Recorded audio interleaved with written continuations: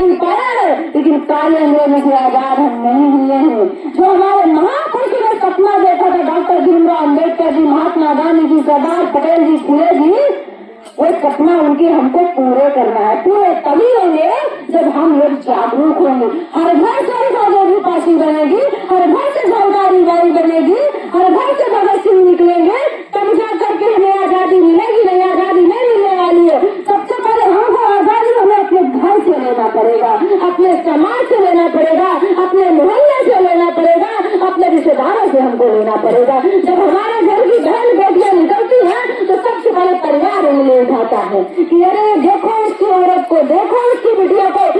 ये बताइए, अगर आप जो है करोड़पति होती है और आपकी बेटी अगर करोड़पति पिता के संतान होती तो कोई सवाल नहीं करता है। सवाल गरीब की लड़कियों पर होते हैं, सवाल गरीब के लड़कों पर होते हैं कि देखिए कैसे घूम रहे हैं।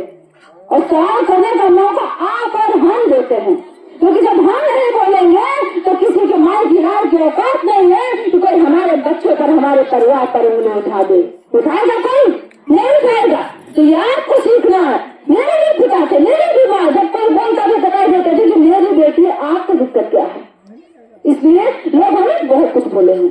आपके बहुत हमें कोई फर्क नहीं पड़ता, क्योंकि वो चाहते हैं कि शार्ली पटेल गरीबों की आवाज बन करके लड़ती है, तो शार्ली पटेल को ऊपर कटाक्ष करेंगे तो ये जो है डर करके घर पे बैठ जाएगी। और वो जानते नहीं है कि शार्ली पटेल पढ़ी लिखी घर की लड़की है, पढ़ा है, हम तुमको जवाब देंगे, लेकिन पीछे मुड़ करके नहीं देखे कि तुमको जो बोलना है बोलिए, हमें कोई फर्क नहीं पड़ता। इसलिए कि मेरे साथ जनता है, जनता का आशीर्वाद है, मेरे साथ माताएं हैं, बहनें हैं, किसान है, युवा है, बुजुर्ग है, हमें कोई फर्क नहीं पड़ता। दुनिया की कोई शक्ति नहीं मुझे डरा सकती, इसलिए कि आपका साथ है, आपका आशीर्वाद है, हम किसी से नहीं डरने वाले हैं। आप लोगों को मैं बता दूं, अभी हमने एक आंदोलन करने जा रहे थे लखनऊ विधानसभा का, जो आपके यहाँ के विधायक आपके क्षेत्र के हमारे खिलाफ एक बहुत सारे एससी भाई को आगे किया और उसकी औरत को और लिखवाया हमारे खिलाफ 5 लाख हमने दिया, 5 लाख की किराई। आप बताइए, आप मुझे इतने लोग जानते हैं, कभी हमने कभी किसी के 5 रुपए लिए?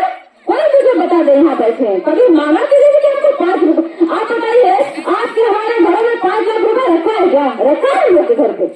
कोई रिक्शा वाला हमको 5 लाख रुपए दे देगा? आप बताइए।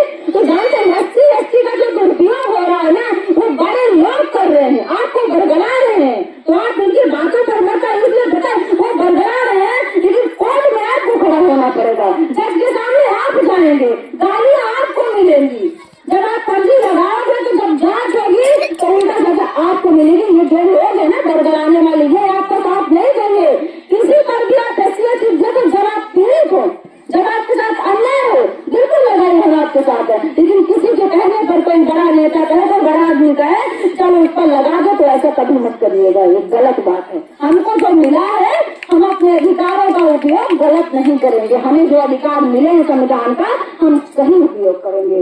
इन लोगों ने हमारे खिलाफ लगाए, इन्हें लगा कि सामने डर जाएगी, जेल भेजी, इन्हें ये नहीं पता कि हमारे पुरखों ने इस देश की आजादी के लिए काले पानी की सजा काटे हैं, फांसी के फंदे पर झूले, जेलों पर रहे, उनकी औलादें तुम्हारे नफरती गैंगों से डर जाएंगी। जितने मुकदमे लगाना हो लगा दे विधायक और यहाँ के पुलिस विभाग के अधिकारी, सामने बैठे डरने